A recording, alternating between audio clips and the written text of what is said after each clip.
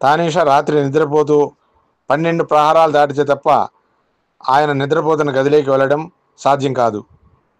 ఆయన భార్యతో కలిసి ఏకశయ్యాగతుడై గాఢ నిద్రలో ఉండగా రామచంద్రమూర్తి భక్తుడైన రామదాసు గారిని రక్షించుకోవాలి అనుకున్నారు. ఆయన తలుచుకుంటే కష్టమేమున్నది?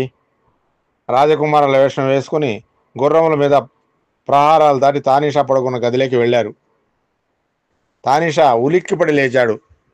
భద్రాచల వృత్తాంతంలో ఆశ్చర్యకరమైన విషయం ఏమిటనగా, నిద్ర లేచి ప్రభువును ఎవరు నువ్వు అనలేదు, ఎవరక్కడా అని గంట కొట్టలేదు.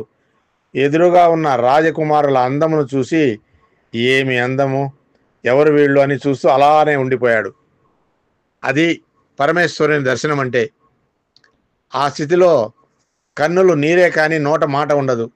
రాముడే మాట్లాడారు. మేము రామదాసు గారి దాసులము, ఆయన సేవకులమన్నారు. అది భద్రాచల క్షేత్రం యొక్క వైభవము. భగవంతుని నమ్ముకున్న వాడిని ఆయన ఎంత దాసుడైపోతాడో భద్రాచల క్షేత్రం చూపిస్తుంది. మేము రామదాసు గారి సేవకులము, ఆయన ఏ ద్రవ్యమును ఉపయోగించి ఆలయము కట్టాడని అభియోగం చేశారో ఆ వరహాలు పట్టుకుని వచ్చాము, తీసుకుని రసీదు ఇవ్వండి, రామదాసు గారిని విడిపించుకుంటాము అని అన్నారు. ప్రభువు ఇంత రాత్రివేళ డబ్బు పట్టుకుని చిన్నగా నా దగ్గరకు రావడం ఏమిటి, రసీదు ఇమ్మని అడగడం ఏమిటి? నిర్ధానుడై చేతిలో రూపాయి కాసు లేకపోతే కదా కారాగారంలో పెట్టాము. అటువంటి రామదాసు గారికి ఇన్ని లక్షల వరహాలు ఎలా వచ్చాయి?